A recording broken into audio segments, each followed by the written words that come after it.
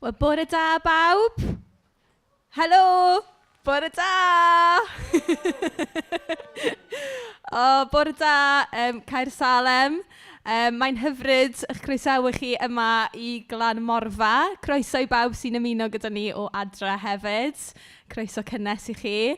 A mae'n hyfryd i fod yma gyda'n gilydd yn Glan Morfa. Just grêt i fod yn yr awyr iach. Mae'n eitha sych ar hyn o bryd, felly clod i Dduw am hynna hefyd. Diolch yn fawr iawn i Iwan a Delyth a Esill Gwian a Mabon. Clap mawr, diolch yn fawr iawn. Diolch yn fawr iawn am adael ni ddefnyddio'r safle. Mae'n gymaint o fendith i cael bod yma gyda'n gilydd yn yr awyr agored ac i actually canu gyda'n gilydd am y tro cyntaf ers oes. A mae hwnna'n teimlo'n really emosiynol yn barod i fi. So, diolch gymaint i chi teulu Robert am y fendith yma. Croeso cynnes. Mae Rhys yn mynd i fod yn rhannu gair gyda ni bore yma. Mae Lowri yn mynd i fod yn arwain ni mewn defosiwn a Trey a band arbennig iawn hefyd. Esill Gwian a Mabon yn arwain yr addoliad a gen cael rhai o'n hoff garolau gyda'n gilydd. Newn ni weddio i ddechrau cyn mynd ymlaen i addoli. Cydweddion.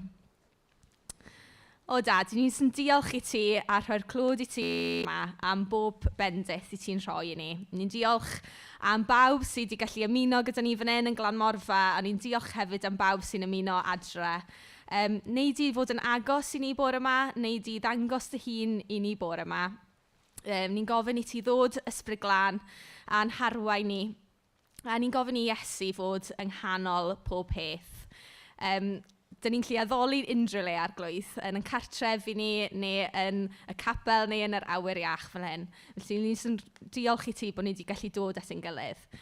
Ni'n gweddio arglwydd dros yr newyddion dros Gymru gyfan am ffigurau'r coronavirus yn codi. Arglwydd, ni'n gofyn i ti ymyrryd, ni'n gofyn i ti warchod bobl, ni'n gofyn i ti warchod yr gwasanaeth iechyd a pawb sy'n trin pobl sal. Arglwydd, ni'n gweddio dros nhw i gyd, i ti fod yn agos iddyn nhw ac i ddod a iechad. Felly diolch i ti arglwydd. Ni eisiau ti fod yn y canol bore yma. Yn enw Iesu Grist. Amen.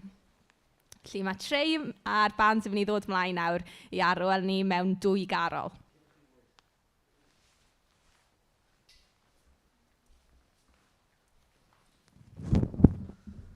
Bore da bawb.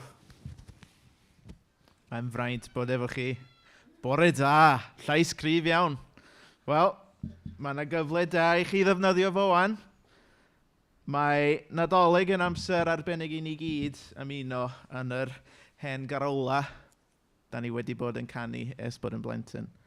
Ond bod y carola'n hen, gad ni gofio a newyddion gorau maen nhw'n rannu efo ni. Nid rhywbeth stêl, nid rhywbeth sydd wedi bod yn y cwpwr trwy'r blwyddyn, ond rhywbeth sy'n bendithio ni o hyd.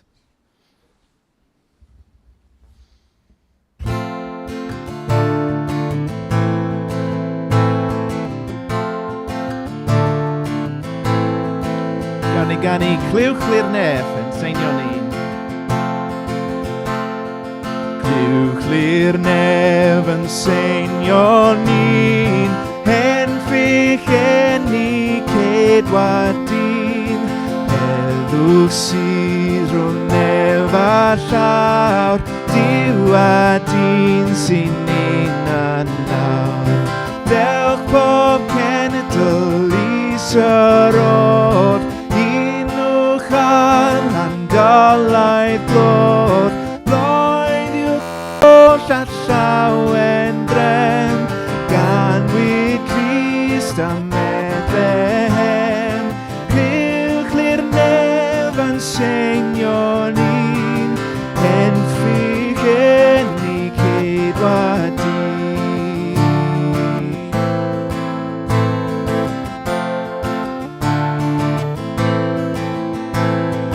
Crist a tragwyddoldeb i'w a disglair dy mwyneb yw, a danio'r a ddaeth ei hun, naeth ei babell gyda di. Weled yw dod yn y cnawd, doi folfan dwi ddyn yn frawd, Dyw yn dyn fo enaid gweld, Iesu ein Emmanuel. Clywch lir nefan seinio'n un, en fych en I ceidwad di.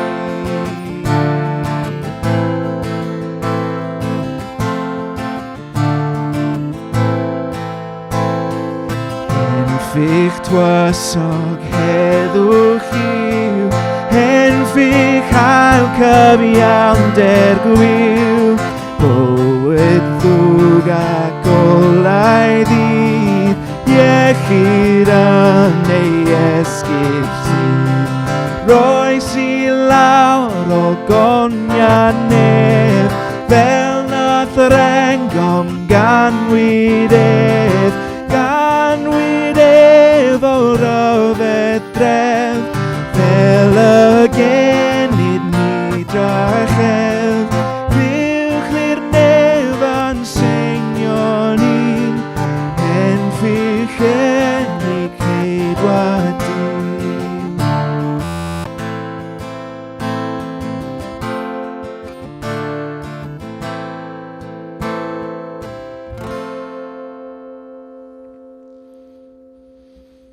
Ac fel oedd yn y Nadolig cyntaf, doedd pob dim ddim di mynd yn y ffordd iawn, ella, o weld o di allan.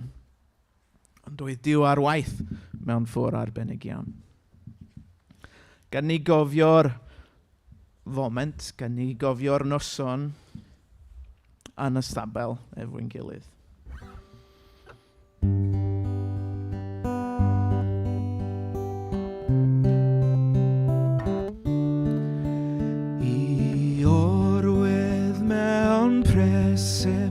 Roedd creuwr y byd, nid oedd ar ei gyfer, na gwely na chryd. Y ser oedd yn syllu ar drws fab yn maer, yn casgu yn dawel ar wely.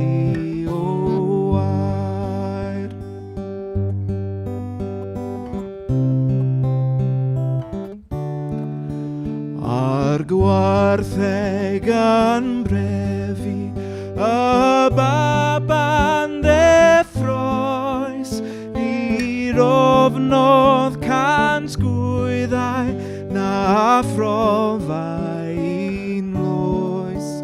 Roedd Iesu'n dygaru, o edrych I lawr, a safwrdd fy ngwely, nes dyfod y wawr.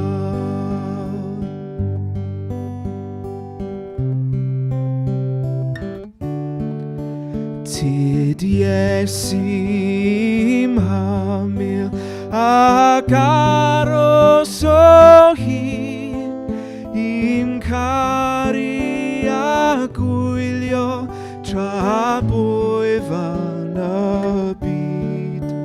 Bendithia blant bychain, pob glad a phobiaeth, a dwgnydd gwmni, a derfyn ein taith.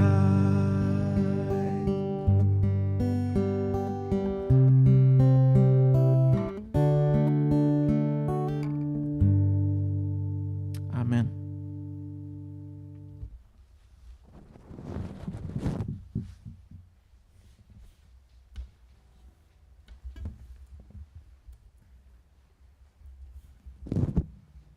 Bore da pawb. Lyflu gweld gwyneba tu allan, helo. A I pawb adra, croeso cynnes. Dwi'n mynd i fod yn darllen allan o Seia 9:2-7 heddiw yma. Mae'r bobl yn byw yn y tywyllwch wedi gweld golau llachar. Mae gola wedi gwawrio ar y rhai oedd yn byw o dan gysgod marwolaeth. Ti wedi llosi'r genedl a gwneud yn hapus iawn. Maen nhw'n dathlu o dy flaen di fel ffermwyr adeg y cynheuaf neu filwyr yn cael sbri wrth rannu'r ysbail.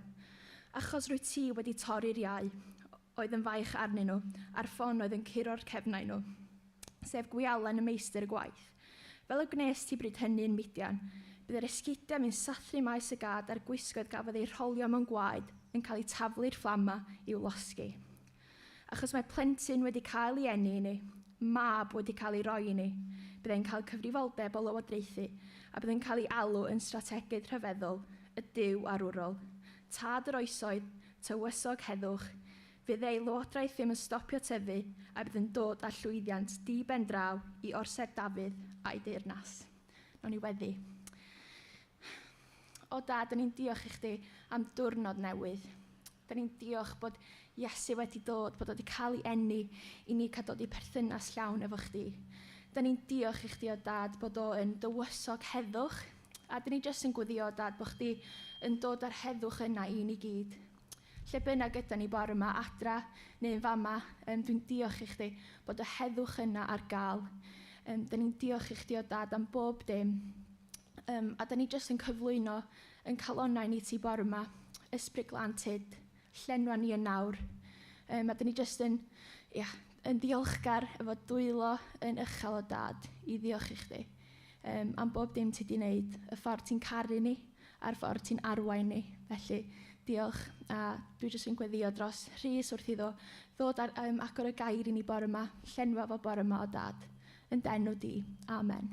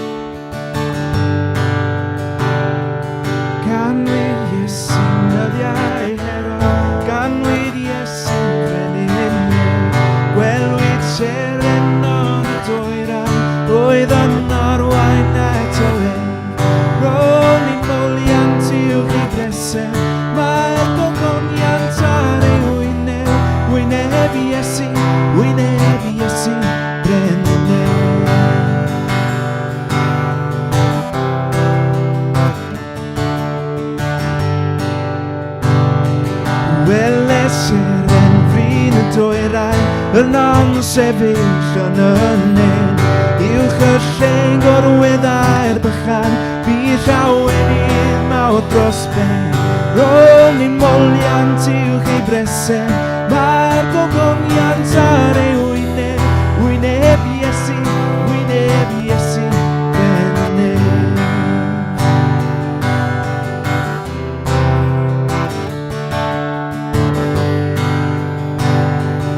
Roes y tweithion ni anregion, wrth ei bresem ar y gwain.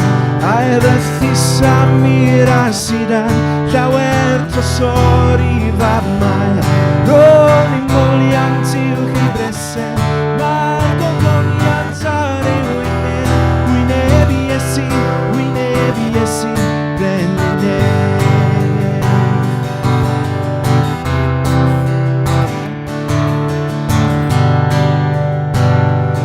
Dweud anghylion gyda dynion, efiw tresol mwyaf fi, a thrarodion lwy braidd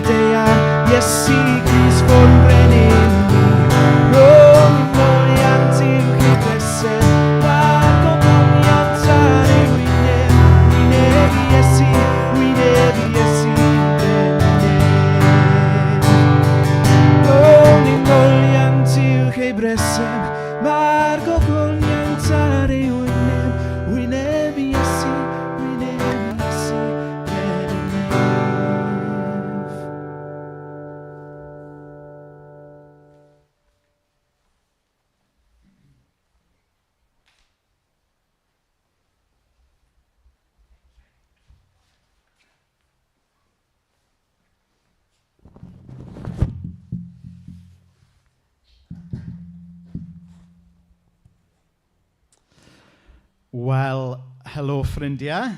Mae o yn gret cael bod yma bore yma. Mae'n teimlo fel, mae eitha tebyg i fod mewn capel, achos da chi gyd fatha yn ista reit yn y cefn. Ond, wrth gwrs, yn y cefn mae yna do a mae'n bwrw glaw yn reit drwm. Dwi'n sylweddoli fod yn y capel pan mae rhai yn addoli, maen nhw'n codi dwylo, ac o'n i'n sylweddoli yn yr addoliad a'r canu fyna, oedd yna rhai wipers yn mynd. Tybed ai dyna yw'r fersiwn awyr agored o canu corn. Gawn ni weld sa'r corn allan ni gael ei ganu.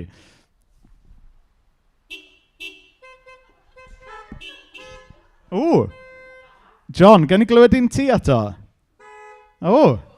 Mae corn John fel desgant, fi'n meddwl, sydd yn complementio llais bas John yn dda iawn, dwi'n meddwl. So, mae'n braf cael pobl yma yn Glanmorfa, a mae'n gret chi sy'n ymuno adre. Gobeithio fod pethau'n mynd yn iawn ish hefyd. Da ni yn nyrfys fod y technoleg yn gadael ni lawr, so gobeithio bod chi'n gallu cael rhyw flas o beth sydd yn mynd mlaen yma bore yma. So, just cwpl o gyhoeddiadau. Yn anffodus, da ni wedi goffa gohirio y digwyddiad profiad y Nadolig oedd fod yma pnawn yma. Felly, os oeddech chi wedi cofrestru i ddod i hwnna, peidiwch â dod, achos fydd y gat wedi cau. Ond mae yna groeso i chi ymuno gyda ni ar Zoom am 4 o'r gloch i gael blas o be fydden ni wedi wneud gyda'n gilydd tasau amgylchiadau'r feirws a'r tywydd ddim yn ein herbyn ni. Wedyn, oes yna unrhyw cyhoeddiad arall yna? So a wedyn trefniadau dydd Sul nesa, am 10 o'r gloch y bore, mae Oedfa arferol bore dydd Sul yn y capel, a jyst atgoffa chi bod angen cofrestru ymlaen llaw i hwnna. A wedyn am 8 o'r gloch nos Sul nesa, bydd y gwasanaeth carolau, a bydd hwnna yn digwydd ar-lein. Fydd yna griw bach ohono ni yn y capel yn neud y darllediad, ond digwyddiad ar-lein fydd e. A gai jyst annog gymaint ohonoch chi a phosib i wylio fe'n fyw gyda'n gilydd ar Facebook, a newn ni drio cadw fe mor interactive a phosib. Gewn ni jyst plygu pen mewn gair o wedi nawr. Wel, y ddiw dad, da ni yn diolch bod ni wedi cyrraedd pen y flwyddyn yma. Ac i ni'n diolch bod ni yn cael hwylion sylw arna ti ar ddiwedd pen y flwyddyn ryfedd a wahanol yma. O ddiw dad, bydd gyda ni dros ychydig funudau nesaf wrth i ni edrych tuag ato ti. Edrych i ffwrdd oddi wrth bryder y byd ac edrych tuag at y preseb lle mae Duw mewn cariad wedi dod ato ni. Felly bydd efo ni am ychydig funudau nesaf wrth bod ni yn myfyrio o gylch dy air di. Amen. Wel, dwi'n yn gwybod be ydych chi wedi bod yn watcho ar y teledu yn ddiweddar, neu wedi bod yn watcho ar Netflix, neu iPlayer, neu be bynnag ydych chi yn gwylio. Falle bod chi'n disgwyl mlaen i wylio rhywbeth dros y Nadolig. Falle bod chi'n disgwyl mlaen i wylio'r Gavin and Stacey Christmas Special.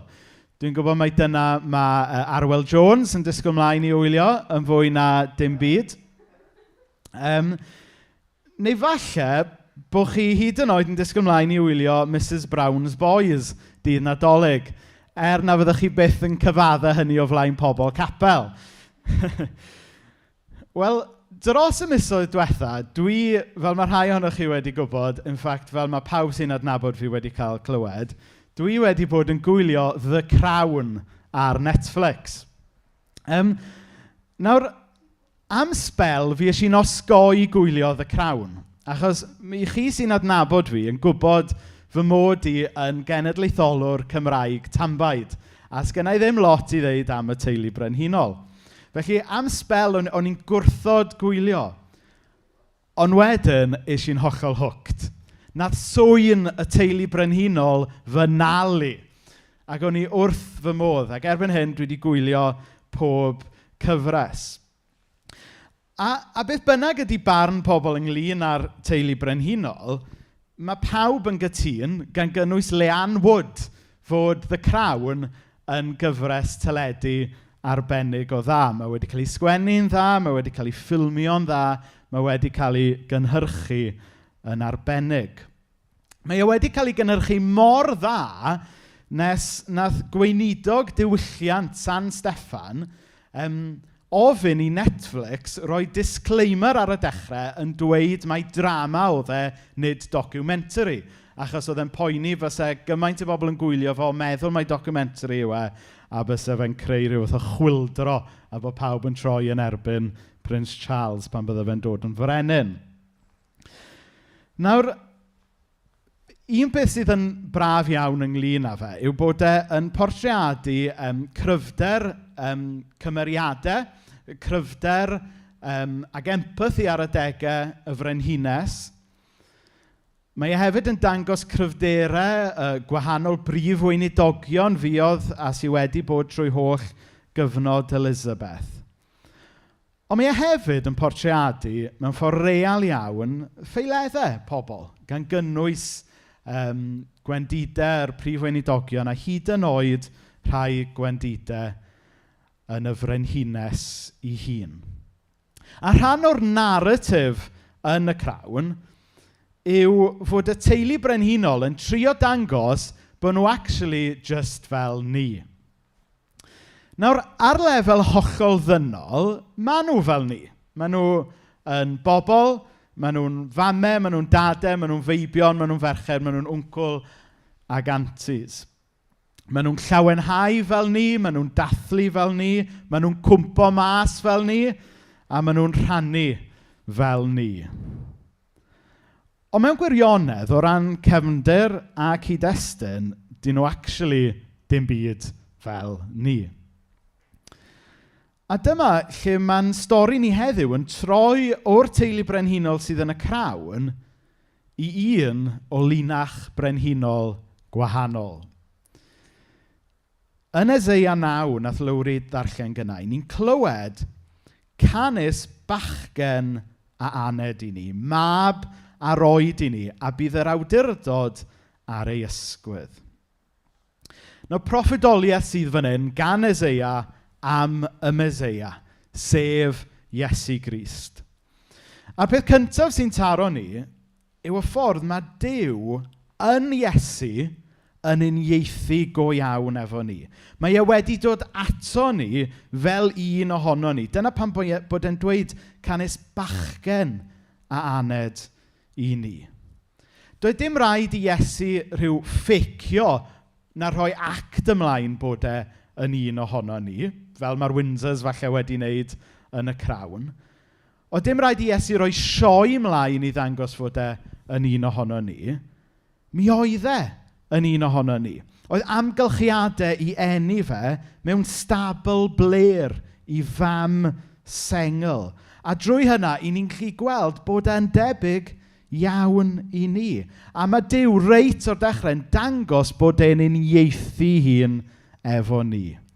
Dyna yw ystyr Emmanuel, Duw efo ni. Nawr, bod amgylchiadau gen i Iesu yn gyffredin iawn, wrth i Eseia ddweud mai mab a aned i ni, dyw e ddim yn gwneud rhyw bwynt patriarchaidd o'r rheidrwydd, ond drwy ddweud mai mab a aned i ni, be mae'n dweud yw, mae yna un fan hyn sydd yn deilwng o linach y brenin Dafydd.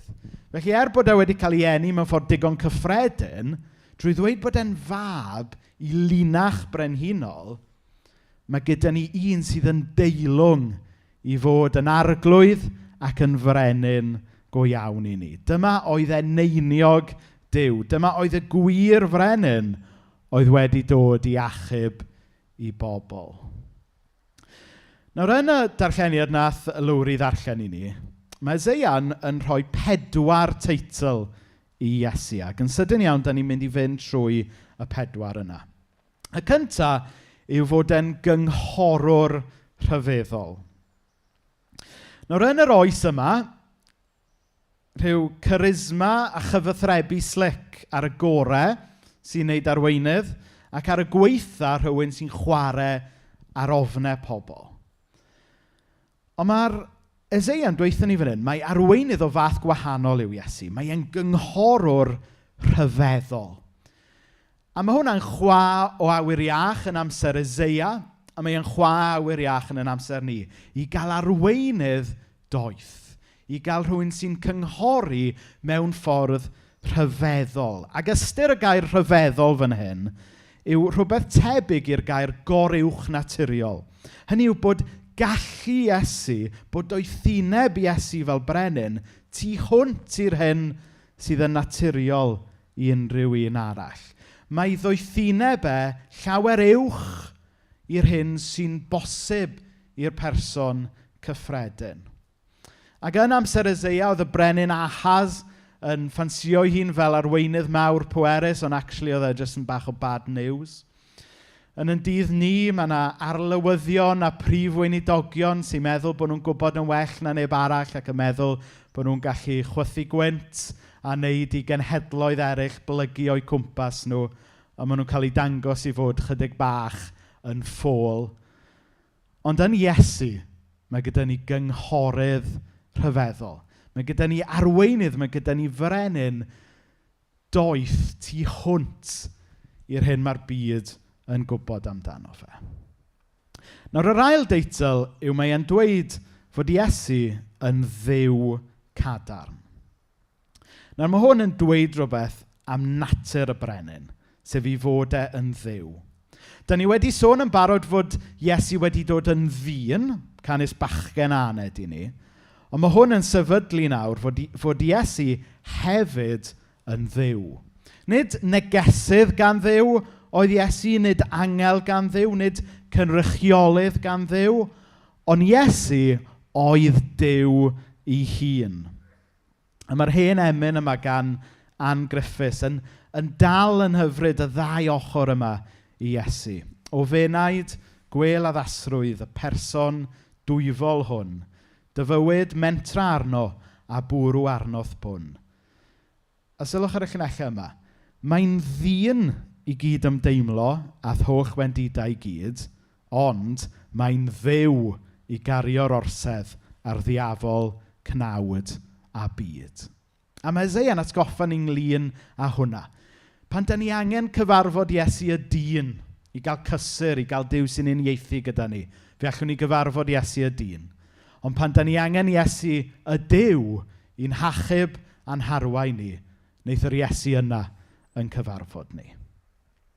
Y teitl nesaf wedyn, mae'n dweud fod Iesu yn dad bythol. Nawr mae hwn yn dweud rhywbeth wrthyn ni ynglyn â perthynas y brenin efo'i bobl. Ydy mae e'n gynghorydd rhyfeddol, mae e'n dduw cadarn, ond mae hefyd yn dad i ni. Nawr, yn amser Eseia, bydde brenhinoedd ac arweinwyr gwleidyddol yn mynd a dod, jyst fel maen nhw yn amser ni.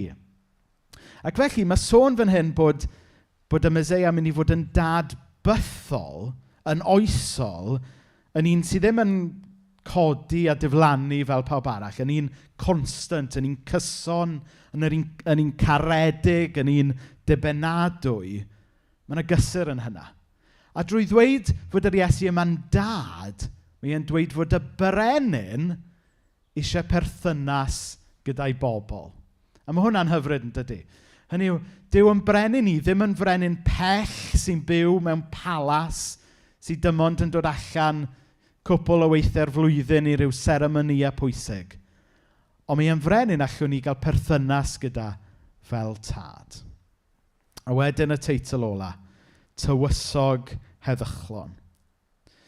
Mae'r teitl yma'n dweud rhywbeth wrthyn ni am y math o gymdeithas bydd brenhiniaeth Iesu yn ei greu. Y gair yn yr Hebraeg fan hyn ydy Salem, fel y Salem yn Caer Salem. Ystyr Caer Salem ydy dinas Salem neu dinas heddwch. A mae'r gair Hebraeg am Salem, mae e'n fwy na just dim rhyfel. Mae e'n golygu i fod yn gyflawn, wholeness, fysa nhw'n dweud yn Saesneg. Felly, mae bod yn rhan o deyrnas Iesu'n golygu ffeindio'r heddwch cyfan yma, sy'n rhoi pwrpas, sy'n rhoi cysur, sy'n rhoi cyfeiriad, sy'n dod â rhywbeth allwn ni ddim o'i ffeindio yn nunlle arall. Nawr un o ddibenion Eseia'n rhestru'r teitlau yma i Iesu oedd dangos mai nid jyst un brenin fel y brenhinoedd eraill oedd Iesu. Nid hyd yn oed brenin gwell, nid hyd yn oed y brenin gorau, ond brenin hollol wahanol. Brenin o natur wahanol. Brenin o rhwle gwahanol. Brenin sydd yn berffaith addas i ni sydd angen. Brenin cadarn, ond eto brenin sy'n agos ato ni fel tad. Brenin bythol a brenin sy'n cyflawni heddwch. Felly y neges syml i ni gyd, chi sydd yma a chi sydd adre, yw ody'r brenin yma yn frenin byddech chi eisiau ymddiried ynddo fe. Ydy hwn yn fath o deyrnas byddech chi'n dymuno i brofi? Ydych chi wedi blino gyda teyrnas y byd yma a bod chi eisiau profi teyrnas wahanol? Os odych chi, mae yna groeso Nadolig yma i chi droi at y brenin na droi lan yn Bethlehem.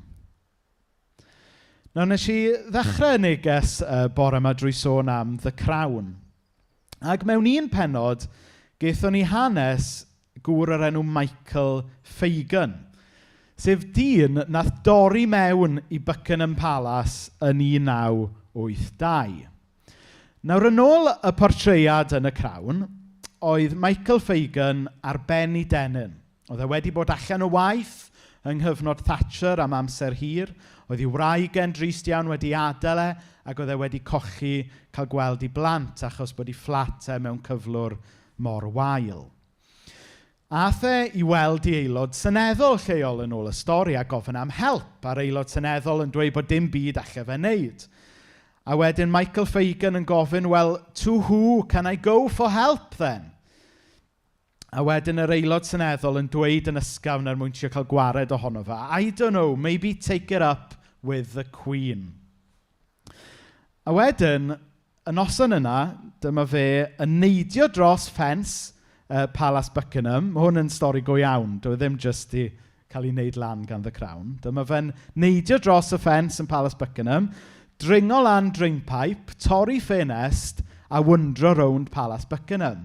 Ac yn y diwedd, nath e ffeindio hun yn bedrwm yn stafell wely y frenhines. Ac yn ôl The Crown, nath e gael rhyw chat hir gyda hi. Be nath ddigwydd go iawn oedd nath yr frenhines jyst sgrachian yr rhedeg allan. Ond basically, be oedd i digwydd yn hanes Michael Fagan oedd bod ei fywyd e yn hollol doredig am sawl rheswm. Ac oedd e wedi torri mewn i Palace Buckingham i siarad gyda'r frenhines achos oedd e'n meddwl byddai'r frenhines yn gallu helpu fe mas. Nawr mae newyddion y Nadolig yn well na hynny. Does dim rhaid i ni dorri mewn i Palace y Brenin achos mae'r brenin wedi torri mewn i'n bywydau ac i'n byd ni. A dyna yw'r Nadolig. Y Duw mawr, pwerus, sy hefyd yn dduw llawn cariad ac yn dad, yn dewis torri mewn i'n byd bregus ni, mewn i'n bywydau toredig ni. Dyna yw ystyr Emmanuel, Duw gyda ni. Nadolig llawen i chi. So mae'r band mynd i ddod nôl fyny nawr i ganu un carol arall, a wedyn fydd Menna'n dod fyny i gau y sesiwn bore yma.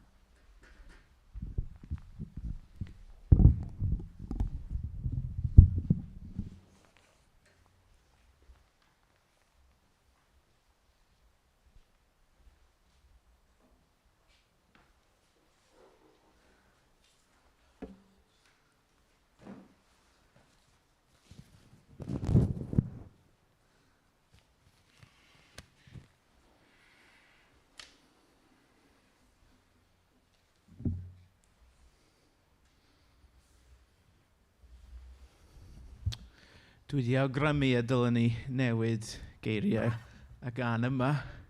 Mae hwn yn gan o deuwch ffyddloniaid, da ni'n canu yn aml iawn i ddechrau oedfa, ond heddiw da ni'n cloi'r oedfa efo fo. Felly dwi wedi awgrymu ella ddylwn ni ganu ewch ac addolon. Dyna rhywbeth dwi eisiau gadael efo chi bore yma, bod yr addoli yn parhau pan da ni'n gadael, a bod gennym ni gyfle i wahodd bobl eraill i fod yn rhan ohono fo.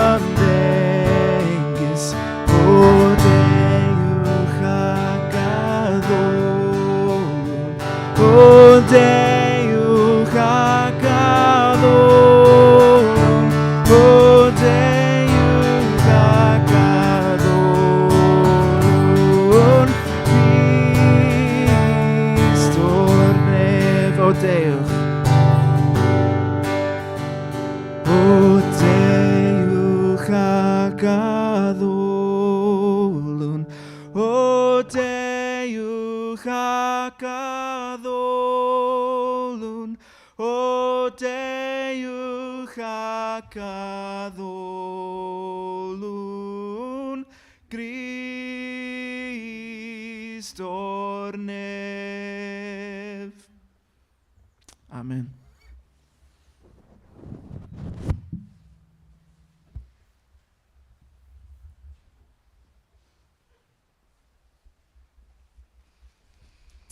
O deiwch ac addolwn Grist o'r nef. Diolch am addoli gyda ni bore yma.